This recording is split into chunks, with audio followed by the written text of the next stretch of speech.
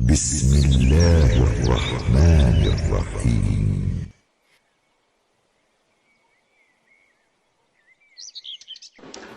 دیکھیں، سوال تو یقیناً یہ ہر زد و عام خاص لوگوں کی زبان پہ ہے اور یہ اعتراض ہے، لیکن اس کا جواب میں اگر کہوں تو بہت سخت ہے۔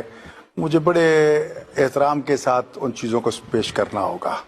حقیقت یہ ہے کہ شیعہ اسے کہتے ہیں جو ولایت علی ابن ابی طالب علیہ السلام اور ان کے 11 بیٹوں کی امامت کو مانتا ہو، ولایت کو مانتا ہو، وہ شیعہ ہے۔ اب ماننا اور عمل کرنا یہ لازم و ملزوم ہے۔ ایک آدمی دعویٰ کرتا اس پہ عمل نہیں کرتا تو اس کا مطلب یہ ہے کہ وہ جھوٹا دعویٰ ہے۔ ایک چیز تو یہ ہے۔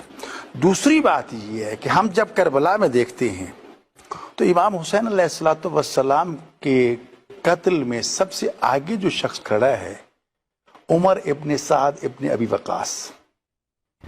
ابی وقاص کون ہے؟ عشرہ مبشرہ کے اس صحابی کا بیٹا جو امام حسین علیہ السلام پہ سب سے پہلا تیر چلا رہا ہے۔ اب میں اس کو شیعہ کہوں گا؟ نہیں، میں وہی عرض کروں گا کہ اگر ہم شیعہ سنی کی اصطلاح سے نکلیں اور آئیں حسینی اور یزیدی کی اصطلاح میں تو ہمارے لیے بہت بات کرنا آسان ہو جائے گا۔ سب سے بہتر پیغام، یہ بات اور آسان ہو جائے گی۔ رہ گیا معاملہ اسی طرح قاضی شریح، کوفہ کا سب سے بڑا قاضی تھا، حضرت عمر رضی اللہ تعالیٰ عنہ کے دور میں بطور ایک قاضی متعین ہوا، حضرت عثمان رضی اللہ تعالیٰ کے زمانے میں قاضی رہا، حضرت علی علیہ السلام کے زمانے میں وہی قاضی رہا۔ تینوں ادوار آ گئے جی۔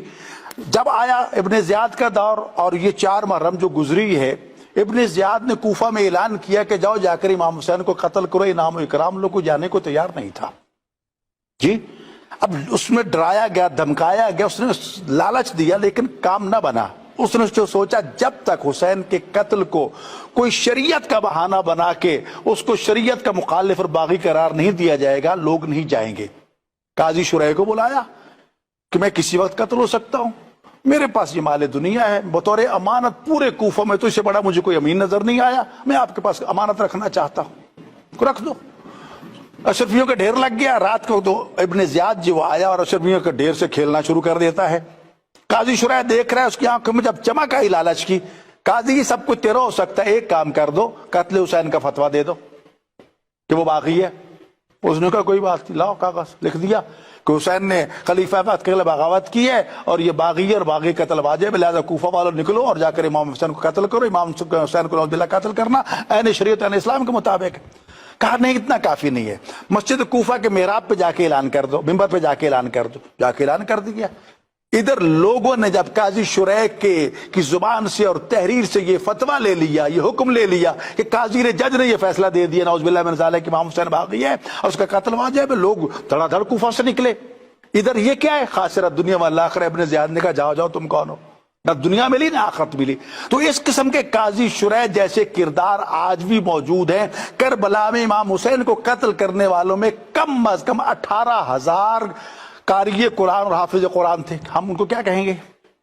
لالچ دنیا، دنیا کے چند روزہ۔ اور امام حسین نے بار بار یہ تعارف کروایا کہ میں رسول اللہ کا نواسا ہوں، پھر انداز بدلا میں علی ابن ابی طالب کا بیٹا ہوں، پھر انداز بدلا میں رسول کے بیٹی فاطمہ کا بیٹا ہوں، پھر کہا کہ میں نے تمہارا کیا قصور کیا ہے، مجھے آزادی دے دو، میں سیدھا یزید کے پاس چلا جاتا ہوں۔ حسین علیہ السلام جنگ نہیں کرنا چاہتے تھے۔ ادھر اسی عمر ابن سعد ابن ابی وقاص کو رائے کی حکمرانی کا پروانہ مل چکا تھا، آرڈر ملا نہیں پہلے امام حسین کا مسئلہ حل کرو پھر جاؤ گے۔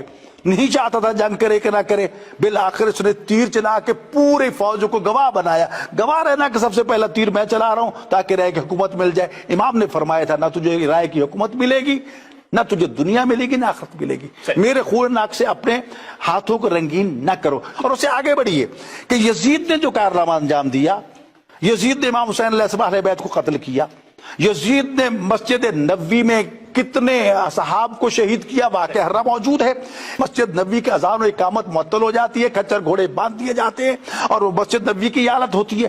اس کے بعد خانہ کعبہ سب سے معتبر ترین مقدس ترین مقام پوری ملت اسلامیہ دنیا کے لیے، کعبہ کو شہید کرنے والا یزید کا حسین بن نبیر سپاہی. تو یہ کردار سب کچھ دیکھنے کے باوجود بھی ہم یہ کہیں کہ امام حسین ایک طرف کھڑے ہیں ان چیزوں کو بچانے کے لیے. مشورے کی بات آپ کر رہے ہیں، حضرت عبداللہ ابن زبیر نے امام حسین کو مکہ میں مشورہ دیا تھا، تو آپ نے کیا کہا تھا؟